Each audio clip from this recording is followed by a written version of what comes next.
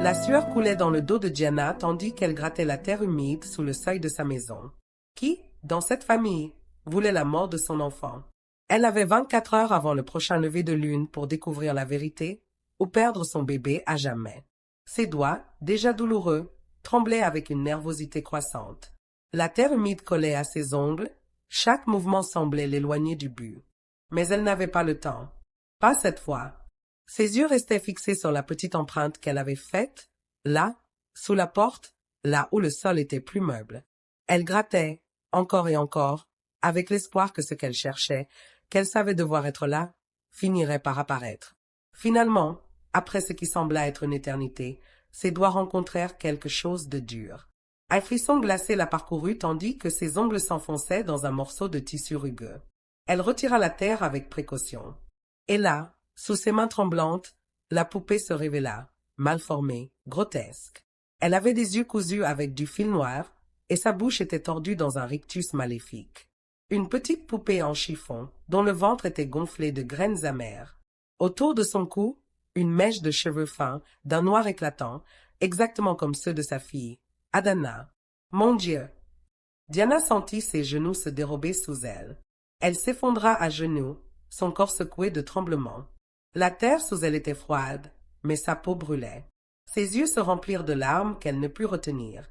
La poupée, ce cadeau macabre, expliquait tout. La souffrance d'Adana, les fièvres qui ne cessaient de monter, ce mal qui rongeait son enfant. Quelqu'un dans cette maison avait jeté un sort sur sa fille. Diana serra la poupée contre elle, un cri étouffé montant dans sa gorge. Sa tête tourna alors que les pensées s'enchaînaient. Elle savait ce qu'elle devait faire. La réponse était là, dans la maison. Quelqu'un d'ici était responsable. Quelqu'un qui avait voulu sa fille morte. Mais qui? Elle se leva brusquement, son cœur battant à tout rompre. Son regard se posa sur la vieille maison d'Emeka, son mari. La maison qu'ils partageaient depuis leur mariage, il y a 6 ans. La maison pleine de secrets.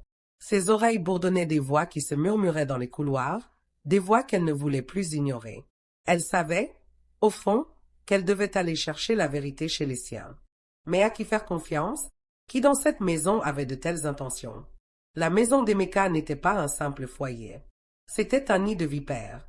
Sa belle-mère, Mama Obi, était une femme au sourire trop doux, un sourire que Diana savait maintenant être celui du serpent qui attendait de frapper. Elle avait passé des années à murmurer des propos étranges sur la stérilité de Diana. 5 ans sans enfant, jusqu'à l'arrivée miraculeuse d'Adana. Depuis, Mama Obi n'avait cessé de répéter que l'enfant était un mauvais présage, une malédiction. Une fille qui vient après tant d'années? Ce n'est pas normal. Diana serra les dents en pensant à cela. Elle avait ignoré ses paroles pendant des années. Elle avait voulu croire que cette vieille femme ne représentait aucune menace. Mais aujourd'hui, tout était différent. Et puis, il y avait Uche, la sœur cadette d'Emeka. La femme qu'elle avait toujours évitée, la femme qui la détestait, la femme qui, un jour, avait tout fait pour épouser le frère de Diana avant que ce dernier ne choisisse une autre. Il y avait toujours quelque chose de malsain dans ses yeux. Enfin, il y avait Emeka, son mari, celui qu'elle aimait. Mais il n'était plus le même. Avant, ils priaient ensemble chaque soir, se tenant la main dans le calme et la paix de leur maison. Mais maintenant, ils disparaissaient chaque soir après le dîner, prétextant des veillées de prière. Mais Diana avait vu. Hier, elle l'avait vu entrer dans la maison de la nouvelle voisine, Déborah, une belle et jeune femme. Elle avait attendu 2 heures sous la pluie, la gorge serrée d'angoisse. Personne n'était sorti. Diana se leva d'un coup, l'esprit embrumé. Elle n'avait pas le temps de réfléchir davantage. Il fallait agir. Il y a 3 jours, Diana était tombée sur une vieille femme qui vivait dans les ruelles du marché et ne parlait jamais. Tout le monde disait que cette vieille femme était folle. Mais ce jour-là, la vieille femme du marché avait parlé à Diana.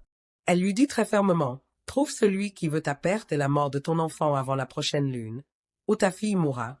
Si tu sais prier, alors prie. Va et creuse devant ta porte. Prie encore. » Diana a eu très peur. Surtout que sa fille Adana était déjà malade. Était-ce une révélation? Si c'est le cas, alors il lui restait moins de 24 heures. Diana s'élança dans la maison, les poings serrés autour de la poupée maudite. Ses pensées se bousculaient. Le premier indice, elle le savait, se trouvait dans la chambre de Mama Obi. Elle se dirigea droit vers le coffre en bois que la vieille femme cachait sous son lit, un coffre qu'elle n'avait jamais osé ouvrir auparavant. Quand elle l'ouvrit, son cœur s'arrêta. À l'intérieur, elle trouva un paquet d'herbes séchées, des racines et des écorces, ainsi qu'une photo d'Adana, traversée d'une épingle rouillée. Diana n'eut même pas le temps de retenir son cri. « Tu cherches quelque chose, belle fille ?» La voix de Mama Obi résonna derrière elle. Diana se tourna lentement. Mama Obi était là, dans l'encadrement de la porte, une machette à la main. La vieille femme éclata d'un rire cruel. Cet enfant n'aurait jamais dû naître. Tu as volé la fertilité qui revenait à Uche. Maintenant, nous reprenons ce qui nous est dû. Les mots de Mama Obi frappèrent Diana comme un coup de tonnerre. Elle ne savait plus où elle en était, mais une chose était claire. Cette femme avait orchestré le malheur de sa fille. Cette malédiction, ces souffrances, tout cela était dû à la jalousie de sa belle-mère et de sa sœur. Ces deux femmes seraient vraiment prêtes à sacrifier une pauvre petite fille pour des histoires de famille? C'était incroyable. Diana sentit la rage monter en elle. Mais avant qu'elle ne puisse réagir, un cri déchirant éclata dans la maison. Elle courut, mais la porte de la chambre d'Adana était verrouillée. Des bruits étouffés se faisaient entendre à l'intérieur, des murmures, des rires. « Uche !» cria-t-elle, frappant furieusement contre la porte. La porte s'ouvrit brusquement. Uche, le sourire carnassier aux lèvres, se tenait là, son regard étincelant de malice. « Trop tard, belle-sœur, dit-elle avec un ton d'amusement cruel. Diana sentit une vague de terreur l'envahir, mais elle ne pouvait pas s'arrêter. Elle se précipita dans la pièce. Adana, sa petite, gisait sur le lit, la sueur perlant sur son visage. Mais ce qui la frappa le plus, ce fut ce qu'elle vit sous la couverture, dans la doublure du lit, une autre poupée. La même. Mais cette fois, elle portait une mèche de cheveux blancs. C'est de Mama Obi. Cela voudrait dire quelqu'un voulait aussi du mal à Maman Obi. Le choc fut brutal. La vérité l'envahit comme un torrent. Tout ce qu'elle avait cru, tout ce qu'elle pensait savoir, était faux. Mama Obi, Uche, elles étaient toutes les deux aussi victimes. Mais le vrai coupable, le vrai manipulateur, celui qui avait orchestré cette tragédie, c'était Emeka, son propre mari. Un bruit derrière elle fit se figer Diana. Emeka était là, debout sur le seuil, les yeux brillants d'une lueur étrange. Dans ses mains, il tenait une Bible ouverte à l'envers, ses pages brillantes sous la lumière de la lune. « Tu as découvert mon petit jeu, femme ?» dit-il avec un sourire glacé. Derrière lui, la voisine Déborah apparut, son visage marqué par la satisfaction. Diana, le cœur battant, comprit que la guerre venait de commencer. Sa fille était au centre de cette guerre, et elle était prête à tout pour la sauver. Mais elle n'avait plus d'alliés, plus d'armes. Il ne lui restait plus que sa détermination, sa rage, et une soif de justice plus grande que jamais. Elle saisit la machette abandonnée par Mama Obi, ses mains serrant fermement le manche. La lune montait dans le ciel, rouge et menaçante. Diana savait que sa propre lutte pour sauver sa fille allait tout changer. Elle n'était plus la femme fragile qu'on pouvait manipuler. Elle était une mère prête à tout. La lune était désormais haute dans le ciel, baignant le monde d'une lumière rouge, menaçante.